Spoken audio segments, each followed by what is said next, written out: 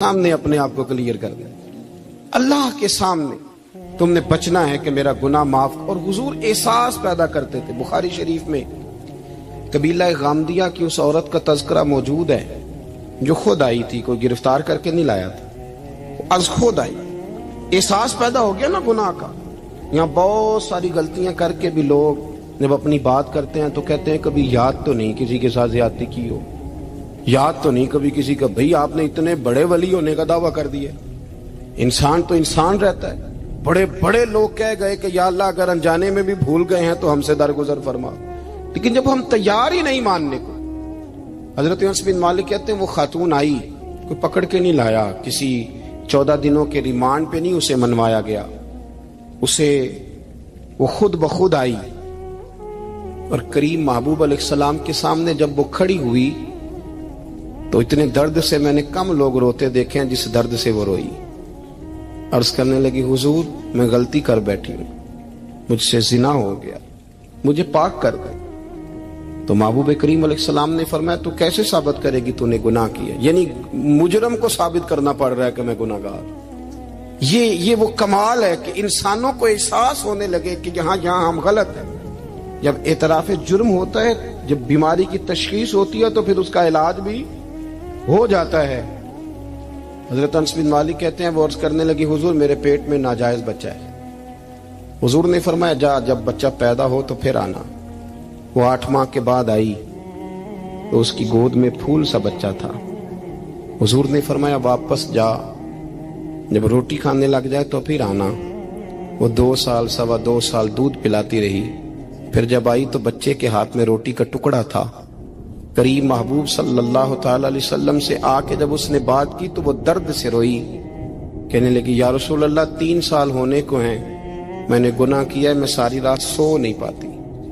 حضور تڑپتی اگر اس حال میں مر گئی تو اپنے رب کو کیا منہ دکھاؤں، مجھے پاک کر دے، میرے حال پہ رحم فرمائے۔ محبوب کریم صلی اللہ علیہ وسلم نے بچہ ایک صحابی کو دیا، فرمایا بچوں کی طرح پالنا، اور کہا اسے لے جاؤ، پتھر مار مار کے اسے سنسار کر دو۔ صحابہ کہتے ہیں اسے پتھر لگ رہے تھے اور حضور بے چینی کے ساتھ ٹہل رہے تھے۔ آ کے خبر دی حضور وہ تو وصال کر گئے، انتقال ہو گیا۔ فرمایا یہاں تک تو بات اس کی تھی۔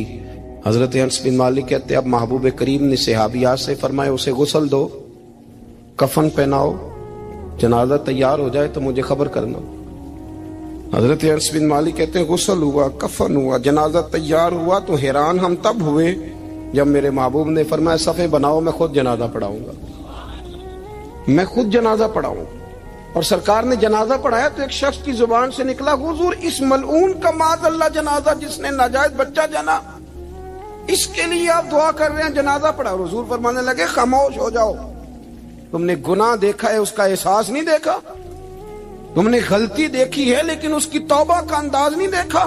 اور صاحب کنز العمال نے یہ لفظ نقل کیے ہیں کہ کریم محبوب فرمانے لگے اس نے تو ایسی شاندار توبہ کی ہے کہ اگر میں اپنی ساری امت میں بانٹ دوں تو اللہ سب کی مغفرت فرما دے گا۔ احساس جب پیدا ہو جاتا ہے نا اپنے دل کے اندر کہ یہاں میں غلط ہوں۔ ان العبد اذا اعترف ثم تاب تاب اللہ علیہ او کما قال نبی صلی اللہ علیہ وسلم، رواہ مشکات۔ حضور نے فرمایا جب کوئی بندہ کہتا ہے نا اللہ میں بھول گیا تھا اور پھر وہ توبہ کرتا ہے تو رب اس کی توبہ کو فوراً ہی قبول فرما لیتا ہے۔ حضرت عبداللہ بن حذافہ جہاد کر رہے تھے، روم کے عیسائیوں نے گرفتار کر لیا، 1000 آدمی نے مل کے پکڑا، گرفتار نہیں ہوتے تھے صحابی، 1000 آدمی نے گھیرا ڈالا، گرفتار کر کے لے گئے۔ اور جب بادشاہ کے سامنے گئے تو وزیر کہنے لگا بادشاہ بندہ بڑے کام کا ہے، اگر ہمارے قابو آ گیا تو فائدہ دے گا۔ صحابی ہیں حضرت عبداللہ بن حذافہ، حضرت فاروق اعظم کا زمانہ ہے، اگر قابو آ گیا تو فائدہ دے گا۔ بادشاہ کہنے لگا کیوں، کیا خوبی ہے؟ کہنے لگے ہم 1000 آدمی تھے، یہ اکیلا قابو نہیں آ رہا تھا، 1000 آدمی تھے، اگر ہماری فوج میں شامل ہو گیا تو بہت بڑا جرنیل ملے گا۔ بادشاہ کہنے لگا کوئی مسئلہ نہیں، 2-3 چیزیں ہوتی ہیں بندے کو خریدنے کے لیے، خرید لیتے ہیں۔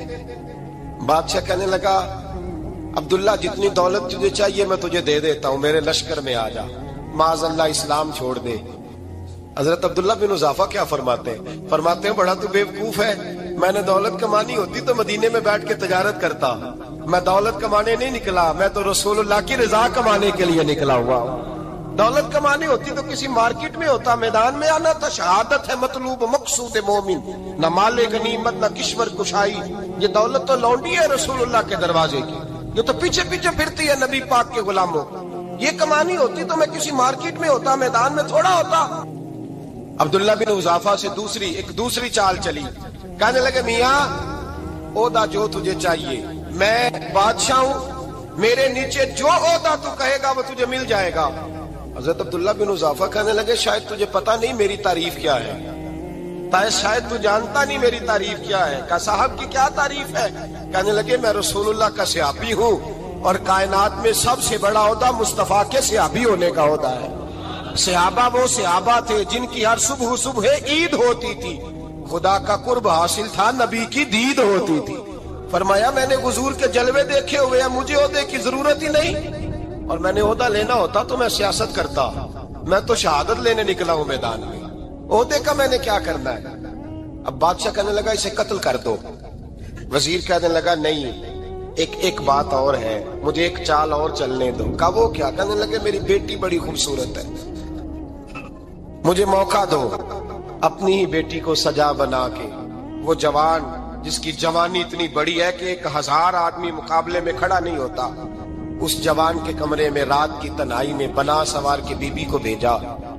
وہ بی بی کہتی ہے میں ساری رات بن سور کے اس صحابی کے کمرے میں بیٹھی رہی، لیکن یہ کیا شخص تھا، ساری رات ہی مسلح پہ بیٹھا رہا، ساری رات ہی۔ کچھ دیر تھک جاتا تو یہ کریم رسول پہ درود پڑھنا شروع کر دیتا۔ بی بی کہتی ہے سحری ہو گئی تو میں نے چھو کے دیکھا کہ انسان ہے کہ جن ہے، یہ بندہ ہے کہ فرشتہ ہے، چھو کے دیکھا۔ کہنے لگے پیچھے ہٹ جا۔ میں نے کہا میں نے تو سنا تھا تو 1000 کے مقابلے میں ہے، اور تو اتنا بے حس ہے کہ بنی